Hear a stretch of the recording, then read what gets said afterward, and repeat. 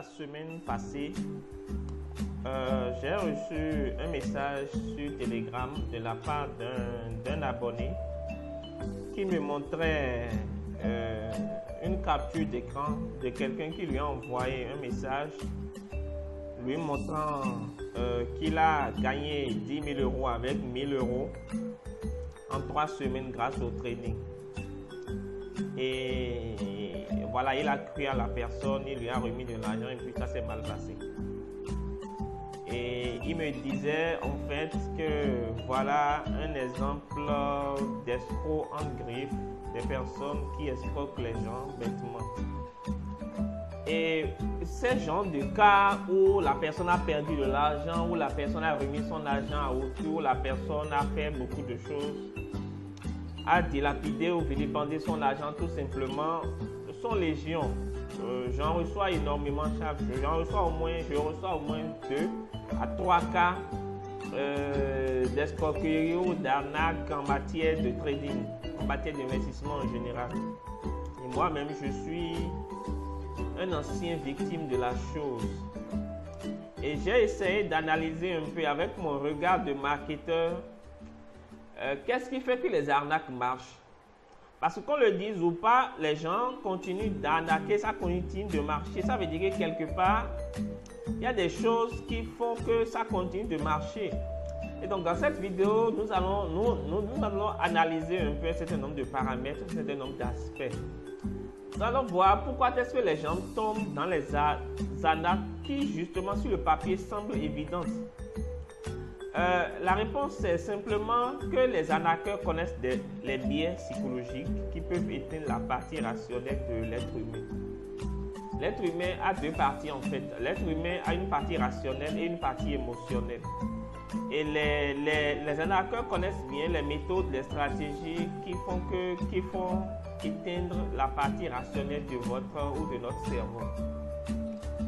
Alors, dans cette vidéo, je vais analyser avec vous certains paramètres qui sont non moins importants. Nous allons voir beaucoup plus l'aspect psychologique d'une arnaque. Alors, j'ai identifié 4 à 5 phases dans l'approche des arnaqueurs. La première chose, ils identifient une cible ou des cibles. La cible doit avoir un profil psychologique bien défini. C'est-à-dire, le profil psychologique, par exemple, peut être voilà, quelqu'un qui est avide d'argent, qui veut coûte que coûte s'enrichir rapidement. Deuxième profil, il doit avoir de l'argent prêt à dépenser pour atteindre son objectif. Et il ne doit pas déjà connaître les arnaqueurs, très important, il ne doit pas déjà connaître les arnaqueurs. Donc, dans la phase du ciblage, c'est la première chose qu'on observe, c'est la première chose qu'on constate. Il y a ensuite la phase de la cohérence, ce que j'appelle la phase de la cohérence. Dans la phase de la cohérence, l'objectif est d'amener un inconnu à s'intéresser à ce que vous vendez. Et ce n'est pas forcément, ce n'est pas toujours facile. Ce n'est pas toujours facile d'amener quelqu'un à s'intéresser à ce que vous vendez, ce que vous avez à proposer. Ce n'est pas toujours facile. Et donc l'objectif est, au lieu d'aller vers la personne, est de faire venir la personne ou la cible à vous. C'est ce que les arnaqueurs font. Donc c'est-à-dire de le faire travailler pour vous afin qu'il s'incruste dans votre monde ou dans votre discussion, dans votre débat. Parce que s'il s'intéresse à vous en premier, il lui est après, c'est en fait une technique de drague connue par tout le monde. Parce que s'il s'intéresse à vous en premier, ça serait beaucoup plus facile pour vous ou pour lui de continuer la conversation avec lui. Et donc, les arnaqueurs vont mettre en place toute une série de stratégies ou d'actions pour vous attirer, pour attirer votre curiosité et pour installer des croyances dans votre esprit, dans votre mental. Par exemple, en vous montrant une vie de luxe, des voyages à gauche, à droite, de l'argent. Donc, ils asseyent dans votre esprit un certain nombre de facteurs psychologiques qui vont vous amener à prendre des décisions. D'accord? Et donc, ils utilisent ça pour créer en vous un début de curiosité et après qui sera approfondi par le storytelling. Le storytelling, c'est-à-dire qui sera approfondi par une histoire vraisemblable qui vous amène à vous identifier à lui. Et donc, à partir de cet instant, vient la troisième phase que j'appelle la phase d'accroche. Dans la phase d'accroche, on flatte votre ego. On flatte la personne, on vous flatte en vous montrant que l'arnaqueur vous flatte en fait en vous montrant qu'il a la même idée de départ sur le même sujet que vous, mais qu'à un certain moment, il a percé par la suite un secret bien gardé, secret très important. Il s'agit sur la base du secret, qu'il était comme vous avant, mais qu'à partir d'un moment, il a percé un secret bien gardé et que c'est à partir de ce moment-là que les choses se sont accélérées pour lui. D'accord? Et les arnaqueurs savent que la plupart des gens normaux, ils savent quelque chose que la plupart des gens normaux ne savent pas. C'est que vous ne pouvez pas arnaquer quelqu'un d'honnête. Jamais. J'ai lu ça dans un bouquin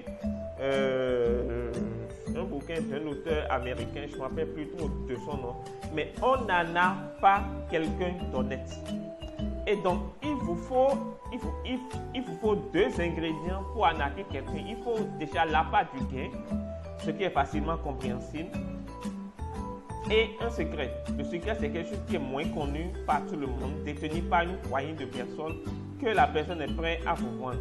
Et donc, l'appât du gain accroche la cible et il se dit qu'il va se faire un pactole, il va se faire un argent ou qu'il va avoir le dessus sur quelqu'un. D'accord? Mais c'est le secret qui est l'idée derrière, qu'il opère de manière froide. C'est-à-dire que c'est grâce au secret. Le secret, c'est quoi? Le secret, c'est l'idée.